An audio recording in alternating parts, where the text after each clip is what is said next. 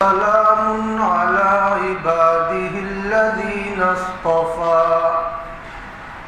أما بعد فأعوذ بالله من الشيطان الرجيم بسم الله الرحمن الرحيم قل إن كنتم تحبون الله فاتبعوني يحببكم الله ويغفر لكم ذنوبكم والله غفور رحيم وقال النبي صلى الله عليه وسلم من سره أن يحب الله ورسوله أو يحبه الله ورسوله فليصدق حديثه إذا حدث وليؤد أمانته إذا اؤتمن وليحسن جوار من جاوره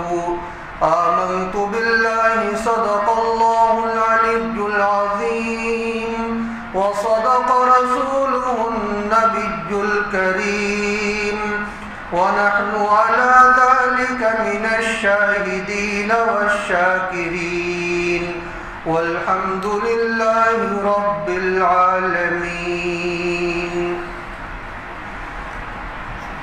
بزرگان محترم اور عزیز ساتھیوں،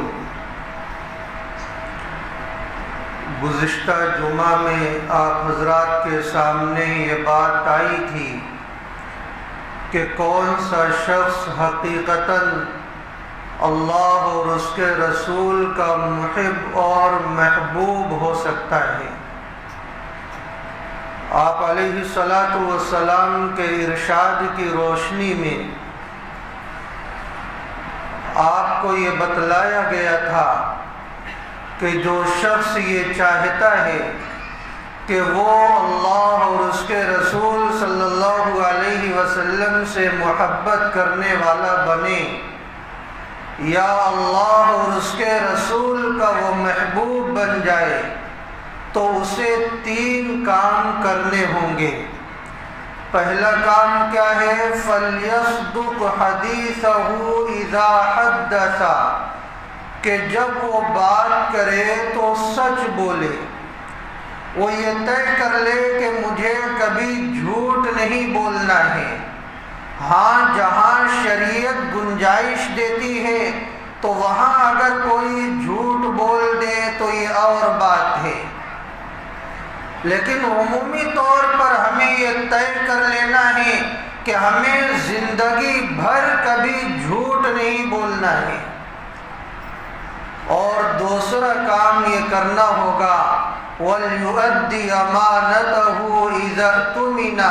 کہ جب ہمارے پاس امانت رکھی جائے تو بلا کم و کاست کے امانت داری کے ساتھ اس امانت کو ہم لوٹانے والے بنے، ادا کرنے والے بنے۔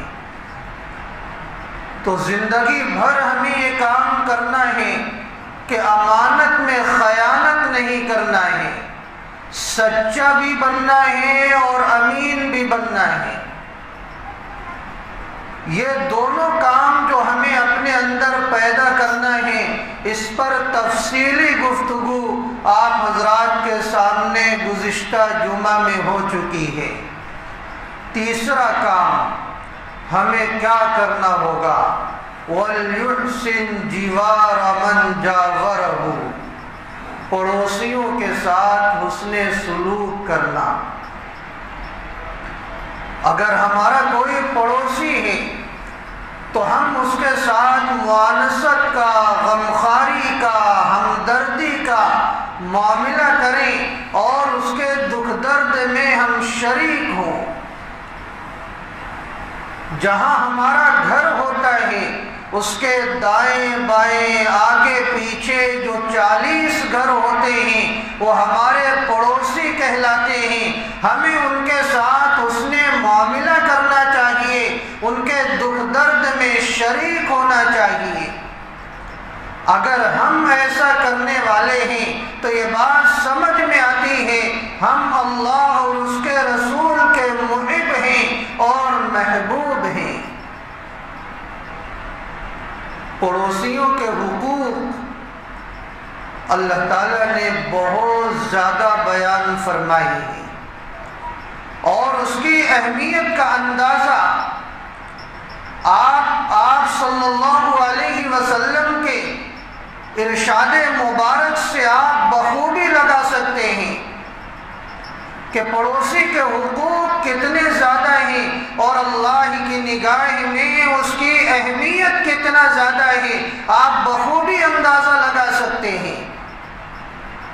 آپ صلی اللہ علیہ وسلم نے ایک موقع پر ارشاد فرمایا، ما زال جبریل یوصینی بالجاری حتی ظننت انہ سیورثہ، کہ سید الملائکہ حضرت جبرائیل علیہ السلام میرے پاس آ کر مجھے پڑوسی کے بارے میں، اس کے ساتھ حسن سلوک کے بارے میں مسلسل اس قدر وصیت کرتے رہے کہ مجھے ایسا اندیشہ لاحق ہونے لگا کہ کہیں یہ پڑوسی کو وارث نہ بنا دے۔ یعنی جس طرح آل و اولاد وارث ہوتی ہے، والدین وارث ہوتے ہیں، بہن بھائی وارث ہوتے ہیں، شوہر اور بیوی وارث ہوتے ہیں، حضرت جبرائیل علیہ السلام اس قدر پڑوسیوں کے حقوق بیان کرنے کے لیے میرے پاس بار بار مسلسل آنے لگے کہ مجھے ایسا لگنے لگا کہ کہیں پڑوسی کو وارث نہ بنا دیا جائے۔ اس قدر پڑوسیوں کے حقوق ہیں اور ان کے حقوق کی اس قدر اہمیت ہے۔ آج ہمارا پڑوسی پریشان ہو جائے،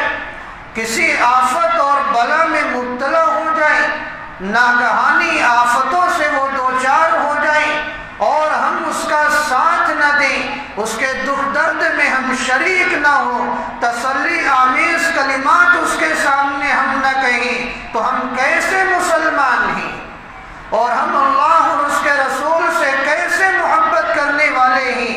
اور ہم اللہ اور اس کے رسول کے کیسے محبوب بن سکتے ہیں؟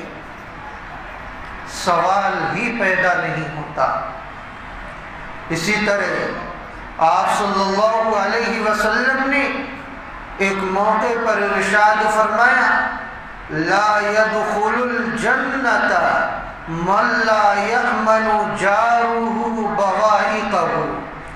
کہ وہ شخص جنت میں داخل نہیں ہو سکتا جس کا پڑوسی اس کے شر سے محفوظ نہ ہو۔ یعنی اس پڑوسی کو یہ ستانے والا ہو، اس کو ایذا دینے والا ہو، اس کو پریشان کرنے والا ہو کہ وہ سامنے والا یہ سوچنے پر مجبور ہو جائے میں کس کا پڑوسی بن گیا۔ جس کے شر سے اس کا پڑوسی محفوظ نہ ہو، وہ شخص جنت میں داخل نہیں ہو سکتا۔ اگر ہمیں جنت میں داخل ہونا ہے، ہمیں اس کا ذوق ہے، اس کا شوق ہے اور ہم جنت کے طالب ہیں، تو ضرورت اس بات کی ہے کہ پڑوسیوں کے ساتھ حسن سلوک کیا جائے، اس کے دکھ درد میں شریک ہوا جائے، اس کے کاموں میں ہاتھ بٹایا جائے، اس کے ساتھ حسن سلوک کیا جائے، رواداری کا معاملہ کیا جائے، بھائی چارہ کا معاملہ کیا جائے، معانست اور غمخواری اور خیر خواہی کا معاملہ کیا جائے۔ ایک موقع پر آپ صلی اللہ علیہ وسلم نے 3 مرتبہ قسم کھائی اور یہ ارشاد فرمایا، واللہ لا یؤمن، واللہ لا یؤمن، واللہ لا یؤمن، خدا کی قسم وہ ایمان والا نہیں ہو سکتا، خدا کی قسم وہ ایمان والا نہیں ہو سکتا، خدا کی قسم وہ ایمان والا نہیں ہو سکتا۔ حضرات صحابہ رضی اللہ عنہم اجمعین نے جب آپ کو اس طرح قسم کھا کر اتنے اہتمام کے ساتھ اس بات کو ارشاد فرماتے ہوئے سنا تو وہ بے چین ہو گئے۔ انہوں نے سوال کیا، قالوا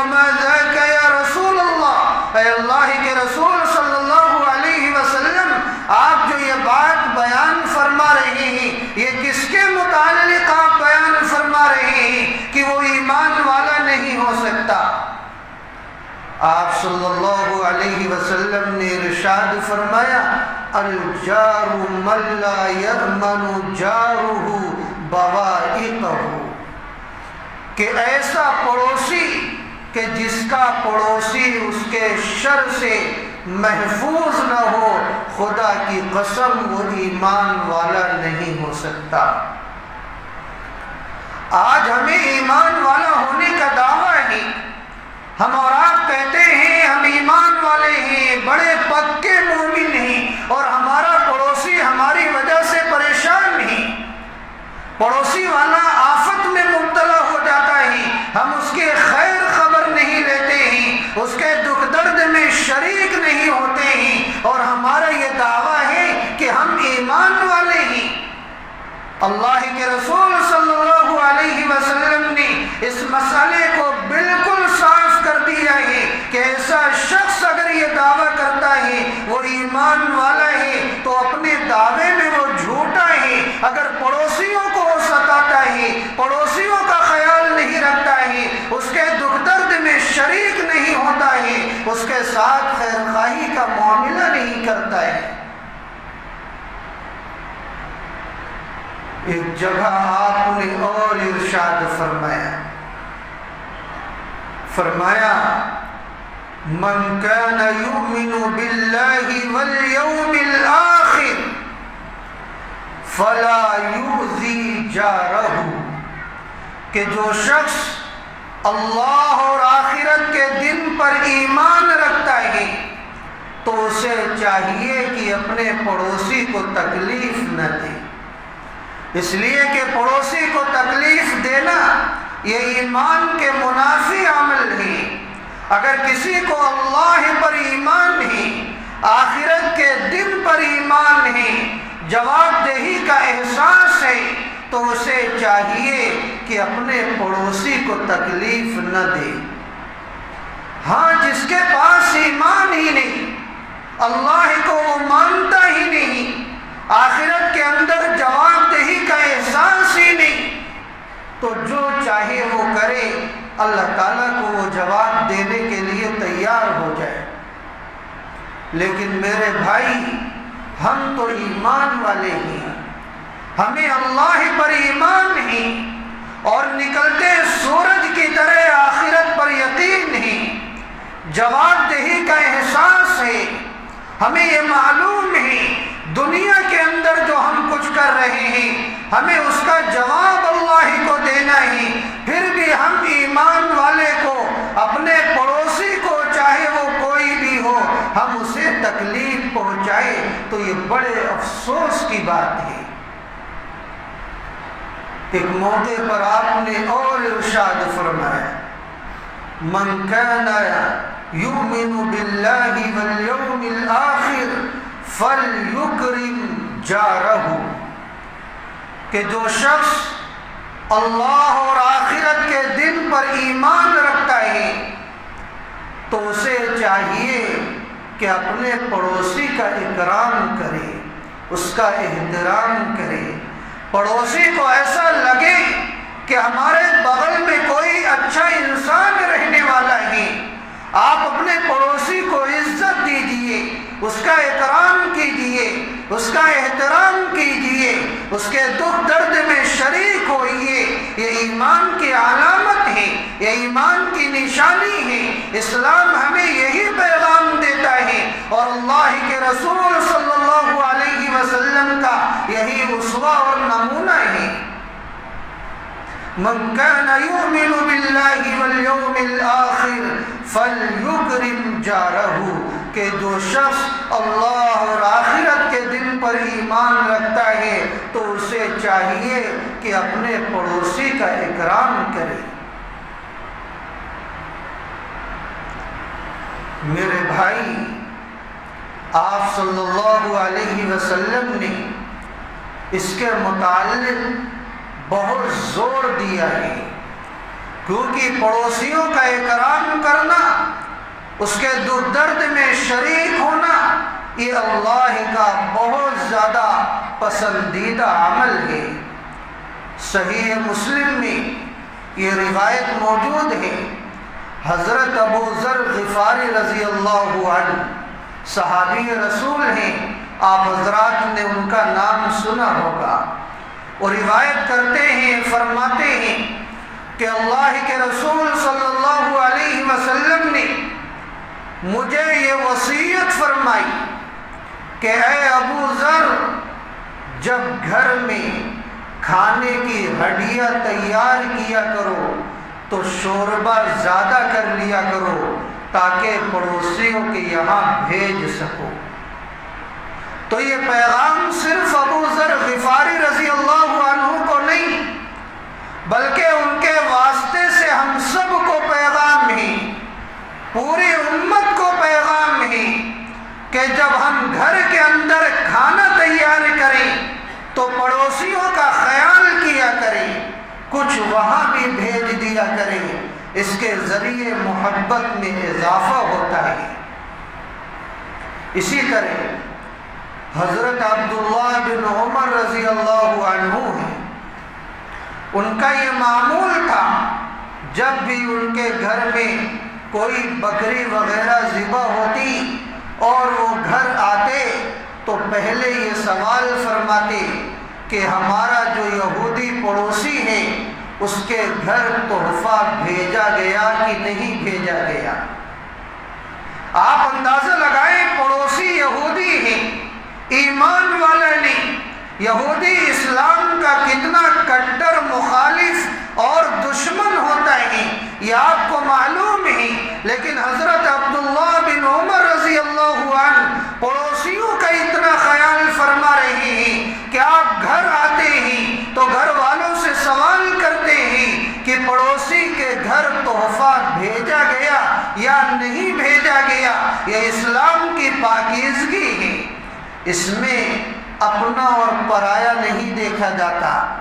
ہمارا پڑوسی چاہے ہندو ہو، مسلم ہو، سکھ ہو، عیسائی ہو، یہودی ہو، منافق ہو، اگر وہ ہمارا پڑوسی ہے تو پڑوسی ہونے کی حیثیت سے اس کے ساتھ حسن سلوک کرنا ہے، اس کے پاس تحفہ بھیجنا ہے۔ اگر ہمارے گھروں میں کوئی خاص پکوان پکتا ہے تو ہمیں اس پڑوسی کو شریک کرنا ہے۔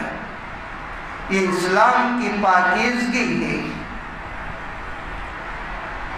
حضرت ابو حامد غزالی رحمۃ اللہ علیہ نے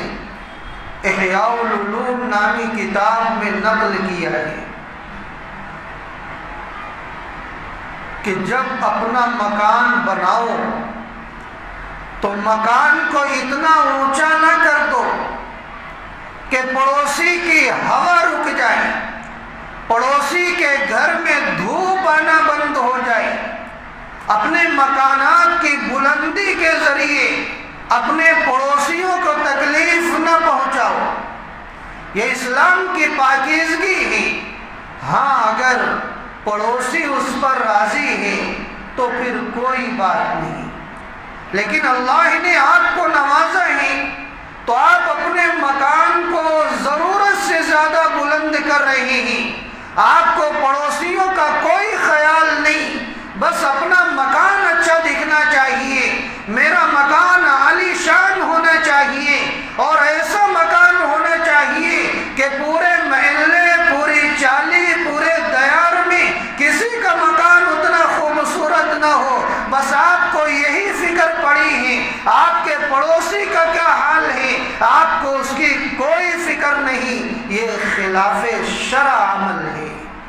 اگر پڑوسی کے گھر کی ہوا رکتی ہے، اس کے گھر میں دھوپ آنا بند ہو جاتی ہے، وہ گھر والے تکلیف محسوس کرتے ہیں اور وہ اس پر راضی نہیں ہیں، بس آپ مکان بلند کیے جا رہے ہیں، آپ کو بس اپنی پڑی ہے، تو یاد رکھیں اللہ کو اس کا جواب دینا ہے۔ اسی طرح جب آپ اپنے گھر میں اپنے بچوں کے لیے، اپنے لیے کوئی پھل فروٹ یا کوئی اور خاص کھانے کی چیزیں لے کر آئیں تو اپنے پڑوسیوں کا بھی حصہ لگا لیا کریں، اپنے پڑوس میں بھی کچھ بھیج دیا کریں۔ اور اگر آپ کے پاس گنجائش نہیں ہے، آپ گھر والے تنے تنہا کھانا چاہتے ہیں، پڑوس والے کو دینا نہیں چاہتے، تو اتنا ضرور اہتمام کریں کہ ان چیزوں کو چپکے سے لائیں اور چپکے سے کھائیں اور اپنے بچوں کو گھروں میں کھلائیں۔ اپنے بچوں کے ہاتھوں میں دے کر انہیں باہر نہ نکالیں، اس لیے کہ ہو سکتا ہے کہ آپ کا وہ بچہ وہ کھانے والی خاص چیزوں کو باہر لے کر جائے اور ان بچوں کے درمیان میں جائے جن بچوں کو وہ کھانے کی چیزیں میسر نہیں ہوتی، اور ان کے والدین غربت کی وجہ سے اپنے بچوں کو وہ چیزیں نہیں دلا پاتے۔ اب ظاہر ہے جب یہ بچہ ان کے درمیان میں کھائے گا تو ان بچوں کے دلوں میں اس کی امنگ پیدا ہوگی، چاہت پیدا ہوگی، اور یہ احساس پیدا ہوگا کہ کاش ہمارے ماں باپ کے پاس بھی اتنے پیسے ہوتے، ہمارے ماں باپ بھی یہ چیزیں لا کر ہمیں دیتے تو ہم بھی وہ چیزیں کھایا کرتے۔ اور اللہ نہ کرے اگر ان بچوں میں، جن بچوں کے درمیان آپ کا بچہ اچھی چیز گھر سے لے جا کر کھاتا ہے اور ان بچوں کو بھی نہیں دیتا، اگر ان بچوں میں کوئی یتیم بچہ ہوگا تو آپ کیا جواب دیں گے؟ اس کے دل پر کیا گزرے گی؟ وہ تو یہی سوچے گا اے کاش میرے ماں باپ زندہ ہوتے تو آج مجھے بھی یہ چیزیں نصیب ہوتی۔ اس لیے اگر آپ کو پڑوسیوں کو نہیں دینا ہے، آپ کو اچھی کھانے والی چیزوں کا شوق ہے، آپ لائیے، لیکن اپنے گھر میں کھائیے، اپنے بچوں کو گھروں میں کھلائیے، باہر نہ نکالیے۔ تیسری چیز، پکوان کی خوشبو کے ذریعے پڑوسیوں کی دل آزاری نہ کریں۔ اللہ نے آپ کو نوازا ہے، آپ گھر کے اندر اچھی غذاؤں کو پکاتے ہیں اور کھاتے ہیں، آپ کے گھر سے اچھی خوشبوئیں اٹھتی ہیں اور پڑوسی اس کو محسوس کرتا ہے کہ ہاں پڑوس سے خوشبو آ رہی ہے اور لگتا ہے کوئی اچھا پکوان پک رہا ہے۔ پڑوسی کو خوشبو تو پہنچ گئی، لیکن آپ نے پڑوسیوں کا خیال نہ کیا، بس اکیلے ہی پورے گھر والے اس کھانے کو ہضم کر گئے، تو پھر یہ پڑوسیوں کو تکلیف پہنچانا ہے اور پڑوسیوں کے حقوق کی رعایت نہ کرنا ہے۔ اگر آپ کوئی اچھی چیز پکائیں تو آپ پڑوسیوں کو ضرور دے دیا کریں۔ اگر خوشبو جا رہی ہے تو آپ پڑوسیوں تک پہنچا دیں تاکہ اس کھانے میں برکت بھی پیدا ہو اور پڑوسیوں کے دلوں میں کسی قسم کا کوئی احساس بھی پیدا نہ ہو۔ یہ شریعت کی پاکیزگی ہے اور پڑوسیوں کے ساتھ حسن سلوک کا معاملہ ہے۔ پڑوسیوں کی 3 قسمیں ہوتی ہیں۔ بعض پڑوسی وہ ہوتے ہیں جن کے 3 حقوق ہوتے ہیں، اور بعض پڑوسی وہ ہوتے ہیں جن کے 2 حقوق ہوتے ہیں، اور بعض پڑوسی وہ ہوتے ہیں جس کا 1 حق ہوتا ہے۔ وہ پڑوسی جس کے 3 حقوق ہوتے ہیں وہ کون سا پڑوسی ہے؟ الجار المسلم ذو الرحم، ایسا پڑوسی جو پڑوسی بھی ہے، مسلمان بھی ہے، رشتہ دار بھی ہے، تو اس کے ساتھ 3 حقوق ہیں۔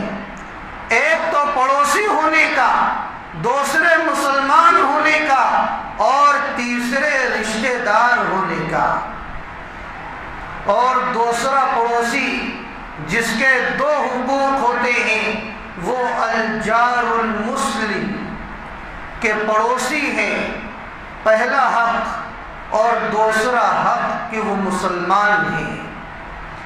اور تیسرا پڑوسی جس کا صرف ایک حق ہوتا ہے،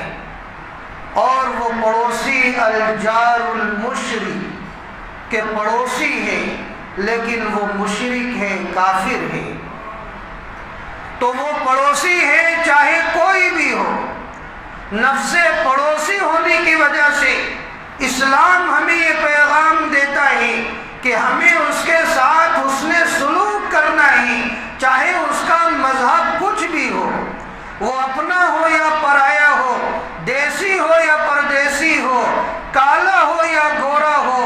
کوئی بھی ہو، اگر وہ پڑوسی ہے تو اس کے دکھ درد میں ہمیں شریک ہونا ہے اور اس کے ساتھ حسن سلوک کرنا ہے۔ اب آپ پیچھے آئیے، جو پیغام میں نے شروع میں دیا تھا کہ اگر ہمیں اللہ اور اس کے رسول کا محب بننا ہے اور محبوب بننا ہے تو ہمیں 3 کام کرنے ہوں گے۔ پہلا کام یہ کرنا ہوگا کہ ہمیں ہمیشہ سچ بولنا ہوگا، دوسرا کام یہ کرنا ہوگا امانت کو بلا کسی کم و کاست کے امانت داری کے ساتھ اسے ادا کرنا ہوگا،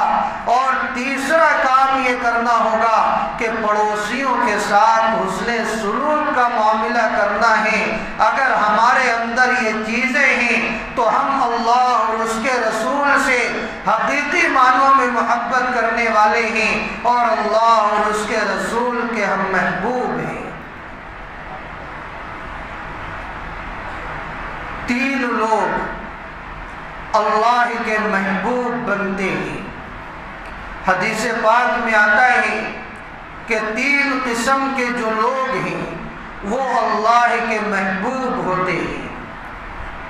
پہلے قسم کے وہ لوگ، یعنی پہلا شخص جو اللہ کا محبوب ہوتا ہے، وہ رجل قام من اللیل یتلو کتاب اللہ، کہ جو شخص رات میں اٹھتا ہے، بیدار ہوتا ہے اور اللہ کی کتاب کی تلاوت کرتا ہے۔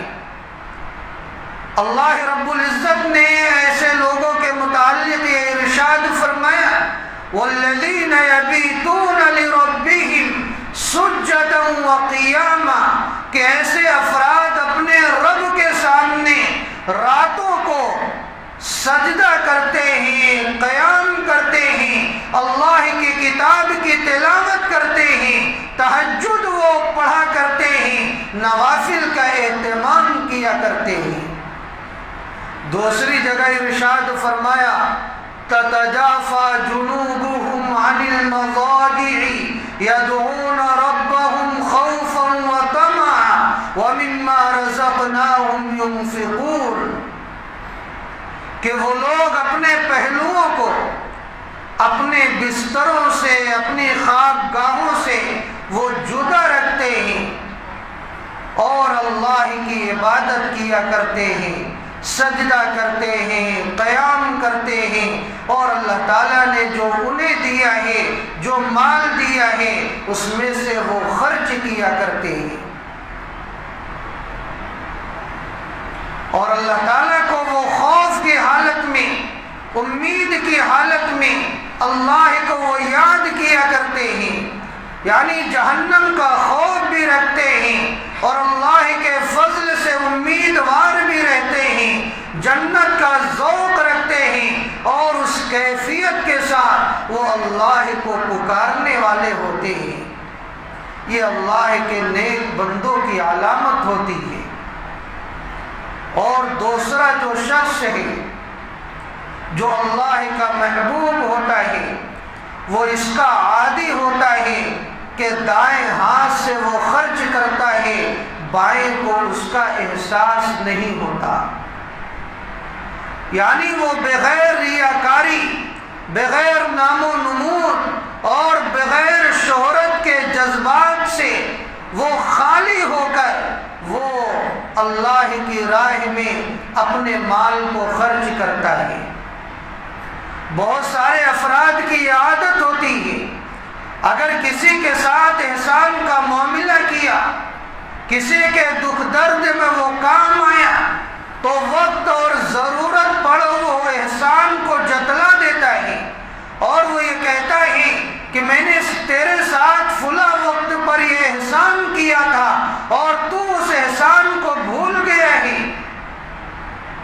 آج میرے سامنے ایسی باتیں کرتا ہے،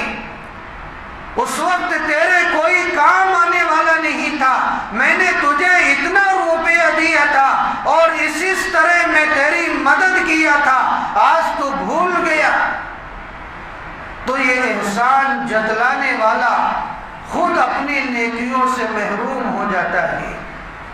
شریعت کا یہ پیغام ہے کہ اللہ کا محبوب وہی بندہ ہوتا ہے جو اس طرح خرچ کرتا ہے کہ دائیں ہاتھ نے کیا خرچ کیا ہے بائیں کو پتہ نہیں چلتا ہے۔ ہاں، اگر دکھلانے سے مقصد اس کا کوئی اور ہو، مثلا لوگوں کو ترغیب دینا ہو یا کوئی ایسی تنظیم ہو کہ لوگوں کے پیسے اس کے پاس اکٹھے ہوتے ہوں اور وہ کام کر کے لوگوں کو یہ بتلاتا ہو کہ تم نے جو پیسہ دیا تھا وہ صحیح جگہ صرف ہو رہا ہے تاکہ لوگوں کو ان پر اعتماد ہو اور کبھی وہ آواز لگائیں تو بآسانی ان کی آواز کو سنا جائے، اگر یہ مقصد ہے تو پھر اس کی اجازت ہے۔ اس سے مقصود کسی کی دل آزاری نہیں، کسی پر احسان جتلانا نہیں، بلکہ اعتماد پیدا کرنا ہوتا ہے اور لوگوں کو ترغیب دینا ہوتا ہے کہ دیکھو اللہ کے بندے دوسروں کی کس طرح مدد کیا کرتے ہیں اور تمہیں بھی چاہیے کہ ان کا تعاون کریں، ان کی مدد کریں۔ لیکن اگر مقصود سامنے والے کی دل آزاری ہے، احسان جتلانا ہے، تو پھر ایسا خرچ کرنے سے اللہ کی نگاہ میں کوئی فائدہ نہیں، بلکہ خرچ کرنے والا ثواب سے محروم ہو جاتا ہے۔ اور حدیث پاک میں آتا ہے کہ اللہ رب العزت 3 لوگوں سے قیامت کے دن شفقت کے ساتھ بات نہیں کریں گے۔ ان میں سے ایک شخص یہ بھی ہے، المنان الذی لا یعطی شیئا الا منہ، کہ ایسا آدمی کہ جب بھی وہ کسی کو کوئی چیز دیتا ہے تو وہ اس کا احسان جتلا دیتا ہے، لوگوں کے درمیان میں پرچار کر دیتا ہے کہ دیکھو فلاں کے ساتھ میں نے احسان کیا ہے، اس کی دل آزاری کر دیتا ہے، تو پھر ایسا شخص وہ بدنصیب ہو جاتا ہے کہ اللہ تعالیٰ اس سے شفقت کے ساتھ بات نہیں فرمائیں گے۔ تو اس لیے دوسرا شخص وہ محبوب ہوتا ہے جو دائیں ہاتھ سے خرچ کرتا ہے اور بائیں کو اس کا پتہ نہیں چلتا۔ تیسرا شخص اللہ کی نگاہ میں وہ محبوب ہوتا ہے جو اللہ کے کلمے کو بلند کرنے کے لیے میدان جہاد میں نکلتا ہے، اور نوبت ایسی آ جاتی ہے کہ اس کے ساتھی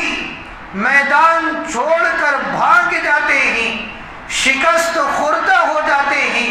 لیکن یہ اللہ کے کلمے کو بلند کرنے کے لیے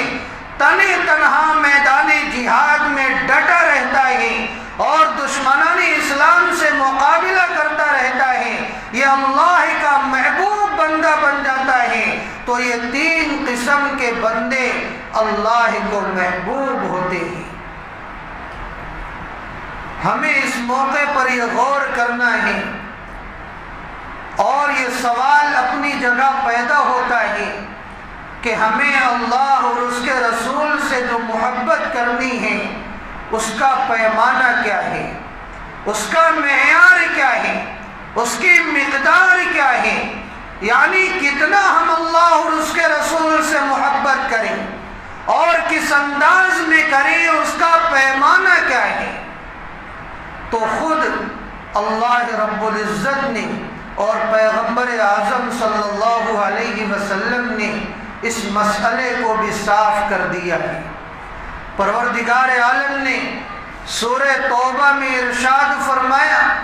قل ان کان آباؤکم وابناؤکم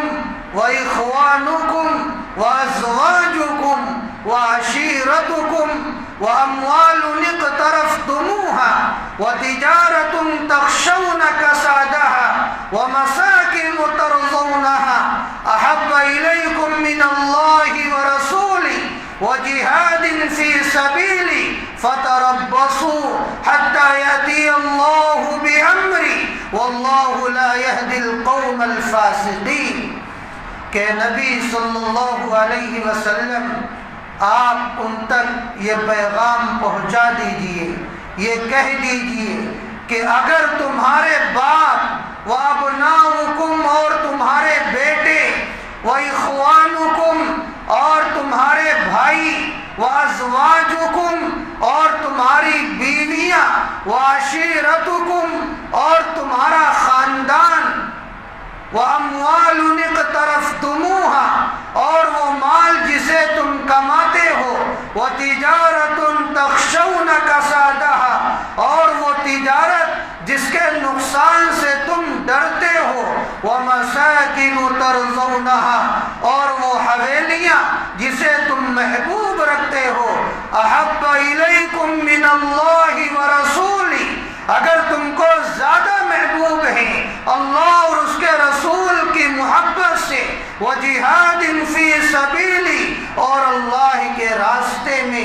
جہاد کرنے سے، فتربصوا تو ٹھہرے رہو، حتی یأتی اللہ بامری یہاں تک کہ اللہ تعالیٰ اپنا حکم نازل کر دے، اپنا عتاب نازل کر دے، اللہ تم پر اپنا عذاب نازل کر دے۔ واللہ لا یہدی القوم الفاسقین اللہ تعالیٰ فاسق قوم کو ہدایت نہیں دیتا۔ آیت کریمہ کا مطلب کیا ہے کہ دنیا و ما فیہا سے زیادہ اگر اللہ اور اس کے رسول کی محبت تمہارے دلوں میں نہیں ہے تو اللہ کے عذاب کا انتظار کرو، اللہ کی ناراضگی کا انتظار کرو۔ دنیا و ما فیہا کیا ہے؟ زمین و جائیداد، آل و اولاد، والدین، دکان و مکان، اگر یہ ساری چیزوں سے زیادہ محبت ہمارے دلوں میں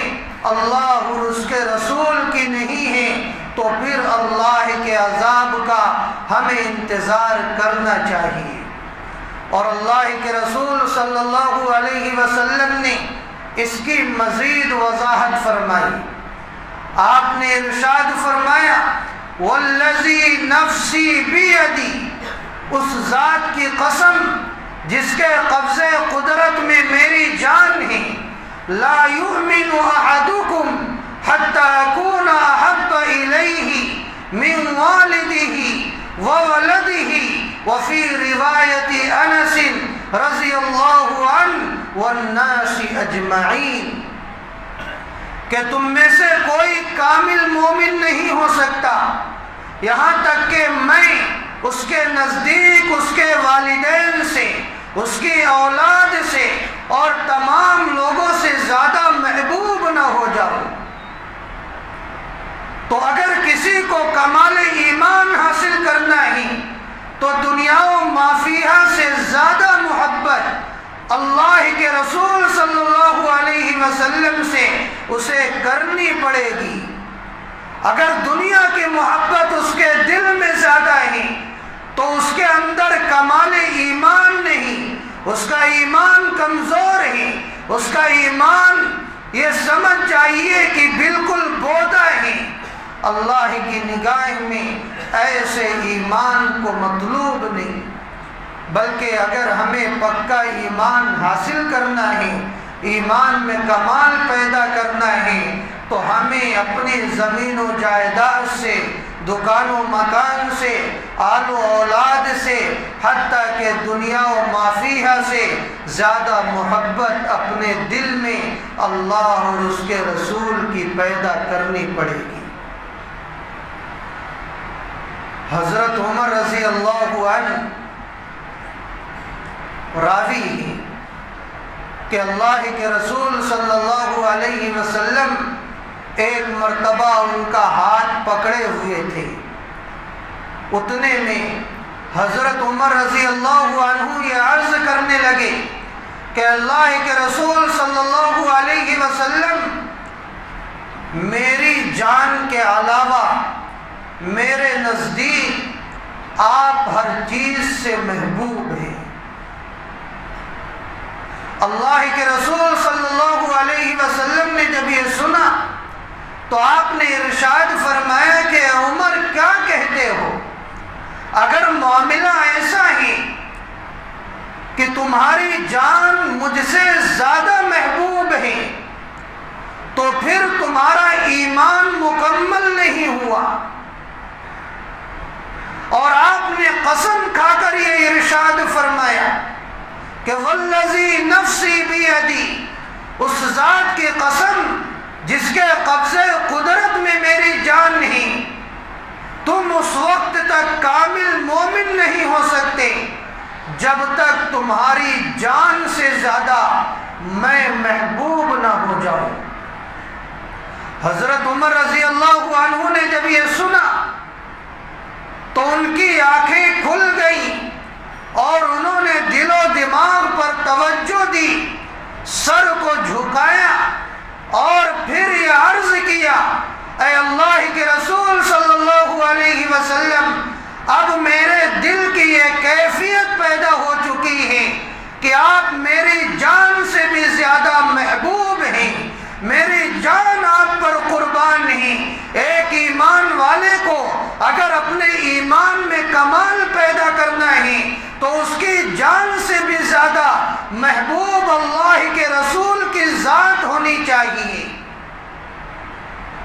کیسے معلوم ہوگا کہ ہمارے دل میں اللہ اور اس کے رسول کی محبت زیادہ ہے یا دنیا و ما فیہا کی محبت زیادہ ہے؟ اگر یہ دکان و مکان، یہ زمین و جائیداد، یہ آل و اولاد، یہ دیگر چیزیں اگر ہمیں اللہ اور اس کے رسول کی اطاعت سے روکنے والی ہیں